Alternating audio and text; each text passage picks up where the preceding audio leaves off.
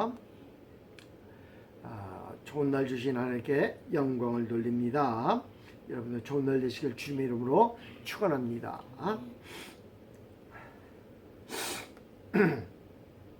바울은 데살로니가 교인들에게 권면을 해주고 있는 모습을 보게 됩니다.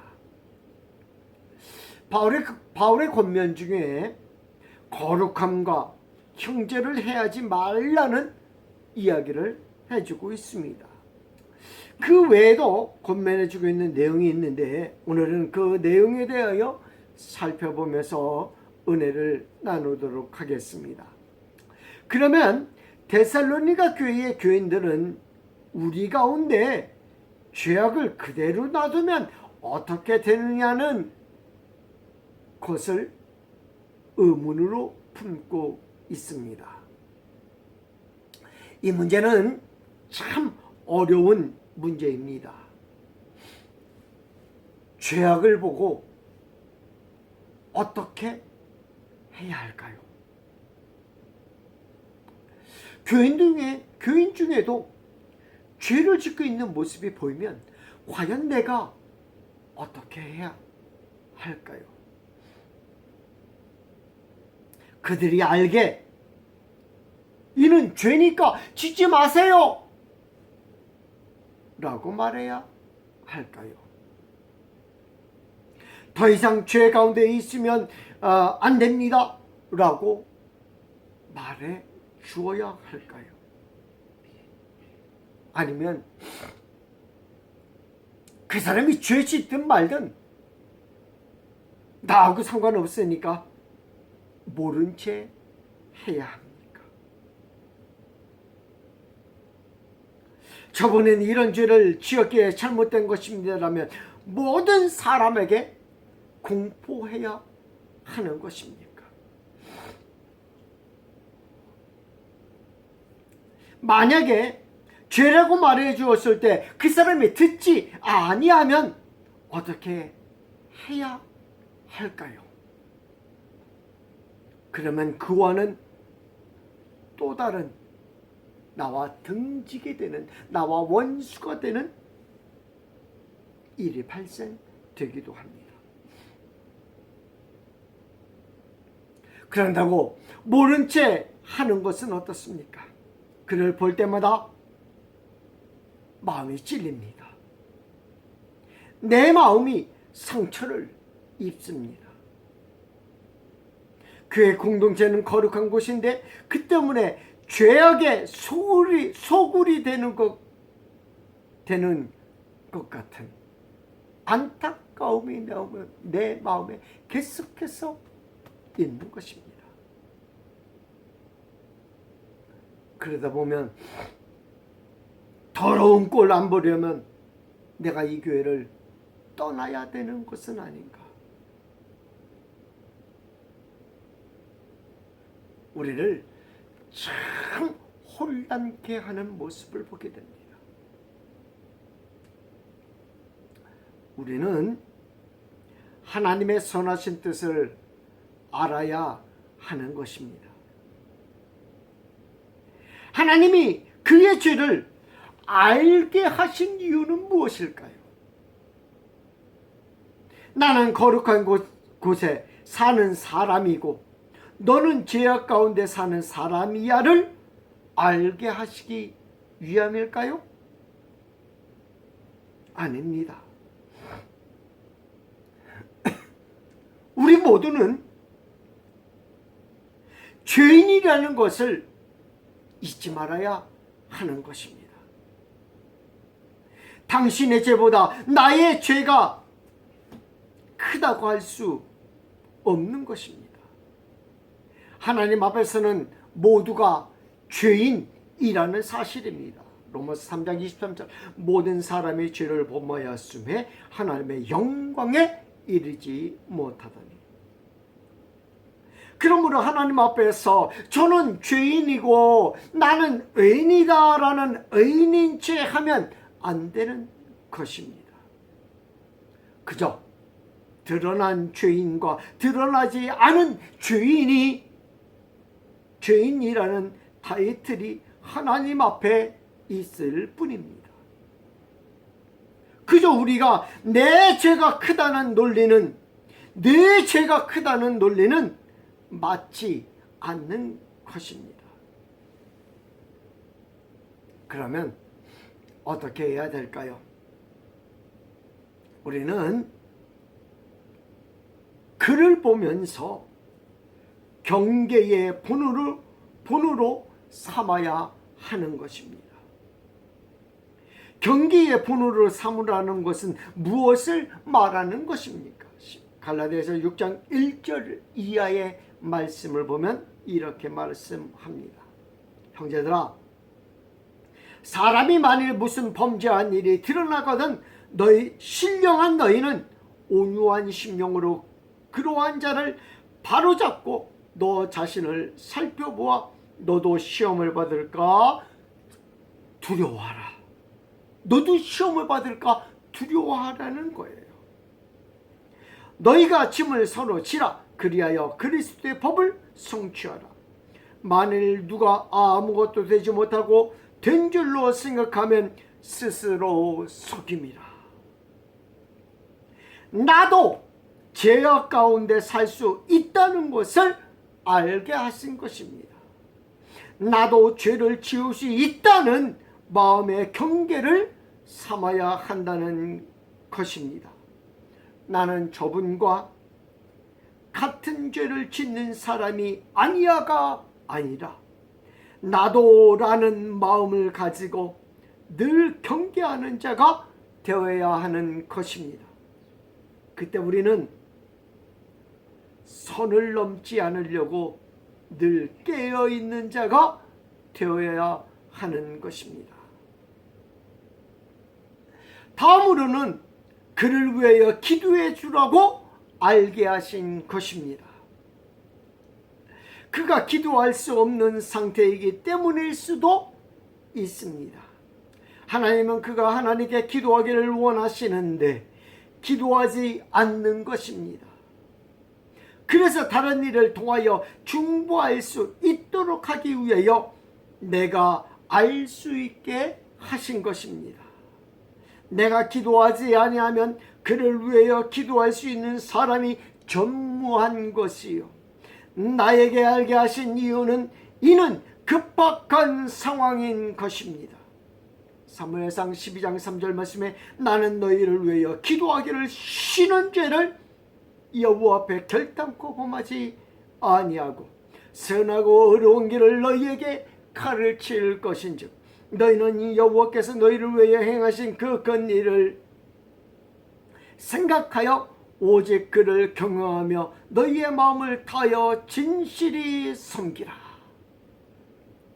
기도하지 않는 죄를 짓지 마시기 바랍니다. 이는 하나님의 응급 요청인 것입니다. 나를 통하여 그를 위하여 중보하게 하시는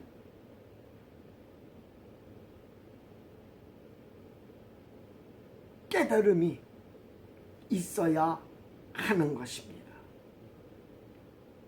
바울은 그들에게 말합니다.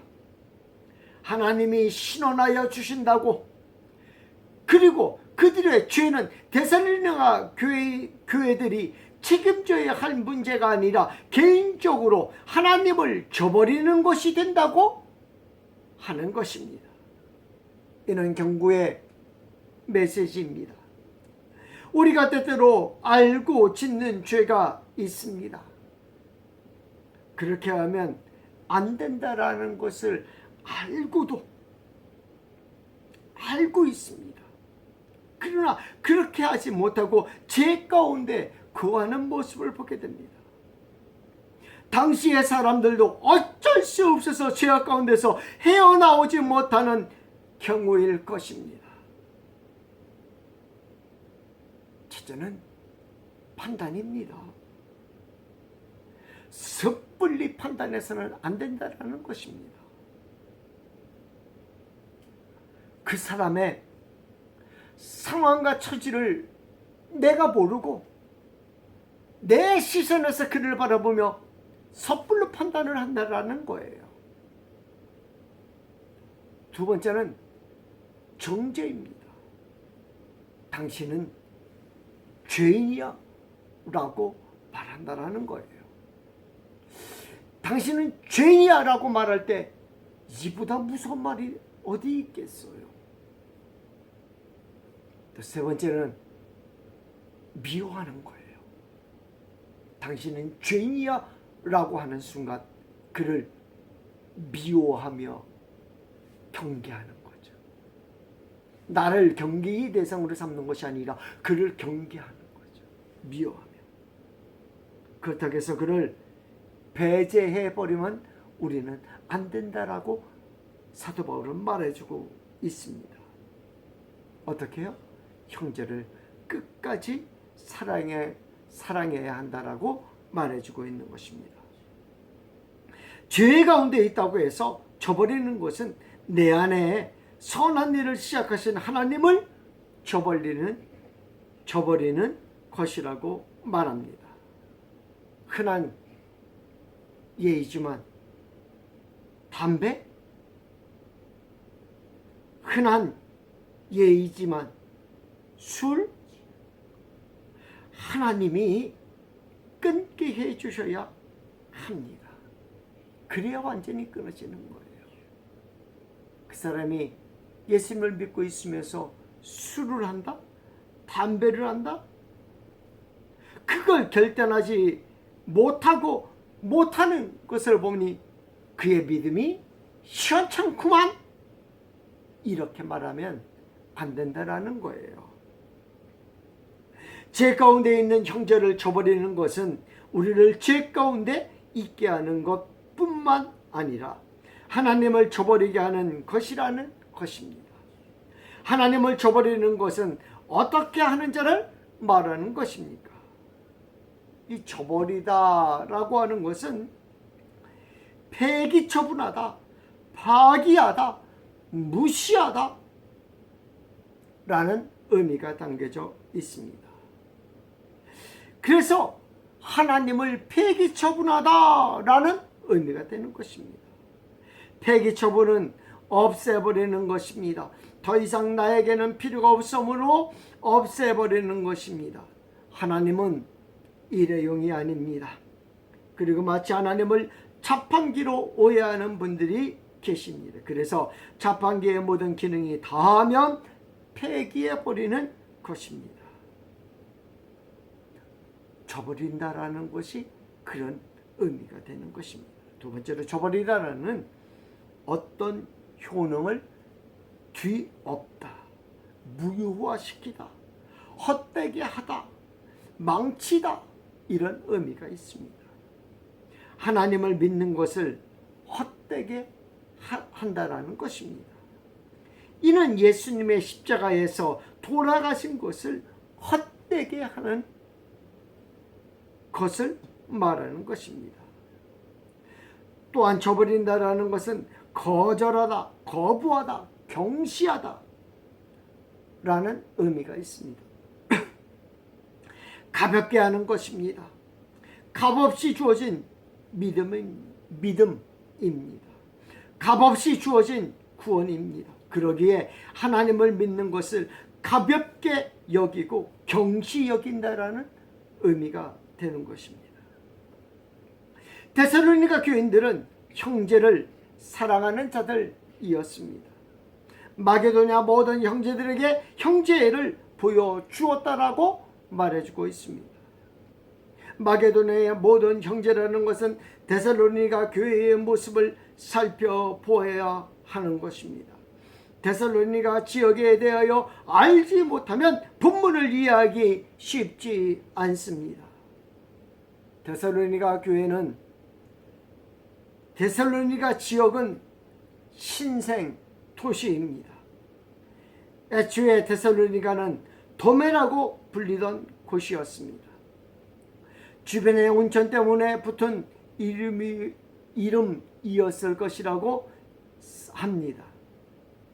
그러나 주전 300년경에 알렉산더의 장군 중에 한 사람이었던 카산더가 이곳에 새로운 도시를 건설하고 자신의 아내 이름을 따라 데살로니가로 명하게 되었다고 합니다. 이후 도시는 급성장하여 마게도니아 지역의 중심 도시가 되어갔습니다. 그 후 주전 167년 로마가 마게도니아를 점령했고 주전 146년에 데살로니가는 로마 속주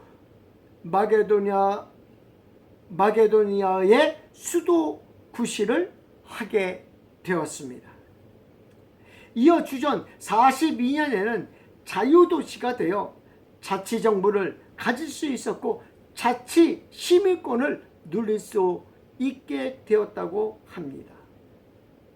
사도행전 17장 6절 8절에서 읍장이라 번역이 된 폴리타르게스가 이런 자치도시의 관리라고 그 당시에는 말하는 모습을 보게 됩니다.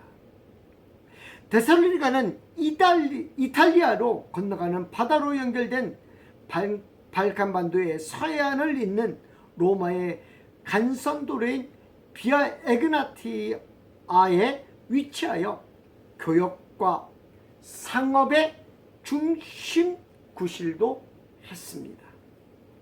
또한 유대인 인구가 적지 않게 있어가지고 말입니다. 바울의 마음을 끌었던 도시이기도 합니다. 또한 지역민보다는 유입된 사람들이 많은 타지인들이 많은 도시이기도 합니다. 데살로니가 교회의 혼란을 막고자 디모데를 보낸 모습을 보게 됩니다. 디모데가 와서 보니 데살로니가 교인들이 참 어렵게 생활하는 것입니다. 물질의 어려움도 있고요. 교회의 운영이 안 되는 부분도 있을 것입니다. 객석교회인이 그렇구나라는 마음이 들 것입니다. 그러나 가만히 보니 그곳에 쉬는 사람들이 너무 많은 거예요. 일을 안 하고 쉬는 사람들이 많은 거예요. 일하는 것을 쉬지 말라고 합니다. 일하라고 하는 이유는 무엇입니까? 당시의 상황을 우리는 살펴볼 필요성이 있습니다. 우리가 이미 살펴보듯이 당시에는 상인회를 통하지 않고는 시장에 고기를 내다 팔지도 못했습니다. 상인회인 길들을 통하지 않고 장사를 한다는 것은 있을 수도 없습니다. 그런데 문제가 발생합니다. 상인회가 모이면 우상에게 제사를 드리는 것입니다. 상인회가 모이면 우상의 음식을 먹습니다. 상인회가 모이면 음란의 죄를 짓습니다. 상인회가 모이면 죄 가운데 모든 것을 행하는 모임이 되는 것입니다. 그러니 당연히 데살로니가 교인들은 상인회에서 어떻게 해야지 돼요? 한 명, 두 명 탈퇴하기 시작합니다. 자신이 일하는 자리에서 상인회를 따르지 않고 제사를 지내지 않는다고 상인회에서 어떻게 해요? 쫓아내버립니다. 문제는 여기서부터입니다. 당연히 탈퇴를 당했는데 일자리에서 쫓겨났는데 일할 곳이 없는 겁니다. 평생 그것을 하면서 먹고 살았는데 상인에서 쫓겨나니까 먹고 살 일이 막막한 겁니다. 아무도 그들을 받아주지 않습니다. 한마디로 요즘 말로 블랙리스트에 올라갑니다. 그럼에도 데살로니가 교회는 말입니다. 믿음이 얼마나 좋은지 믿음으로 그 상황을 견디고 있는 거예요. 그런데 교회에서 이렇게 말합니다. 주님 오실 때가 다 된다고. 직장을 못 구해가지고 전전긍긍하고 있는 사람들에게 교회에서 이렇게 말하는 거예요. 주님 오실 때가 다 됐다고. 그러면 어떻게 됩니까? 어떻게 합니까? 진짜 구하려고 해요? 아니에요. 우리가 믿는 주님이 이렇게 말씀하셨다고 합니다. 내가 속히 오리라 라고 말씀하셨대요. 내가 속히 오면 우리가 있을 곳을 주님께서 마련해 주신다고 합니다. 예루살렘을 떠나지 말고 기다리라고도 하셨다고 합니다. 여기 있는 자들 중에 그것을 보는 자가 있을 것이라고 했답니다.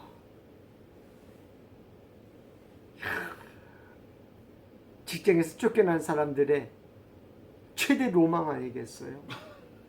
직장을 더 이상 구하지 않고 주님을 기다리면 되니까. 당시에는 모든 사람들이 재산을 어떻게 했어요? 공유했어요.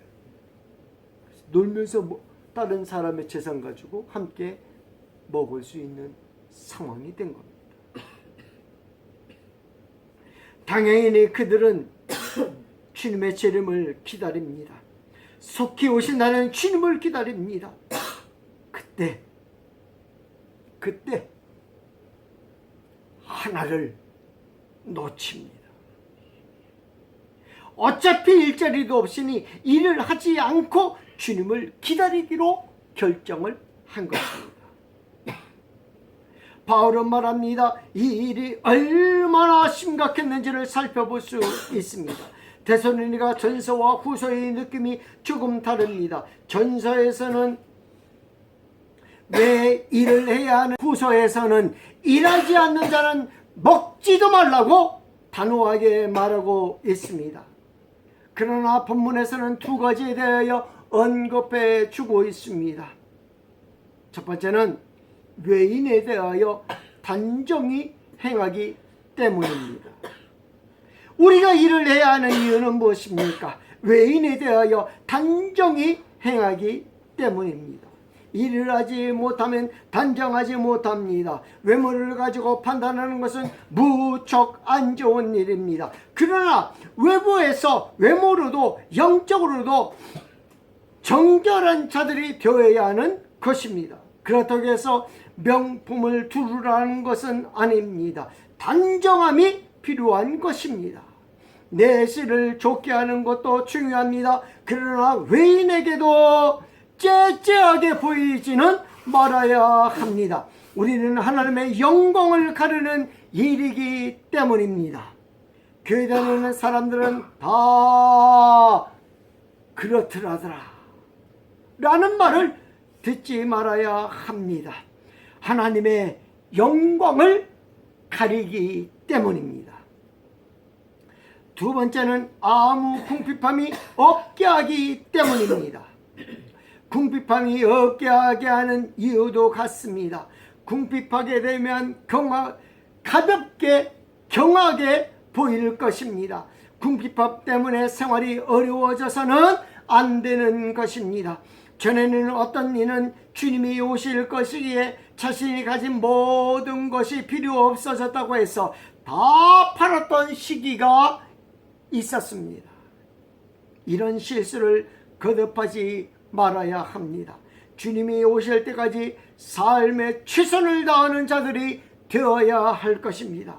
그렇게 바울은 데살로니가 교회에 권면하면서 쉬지 말고 일을 해야 할 것을 권면하고 있는 것입니다.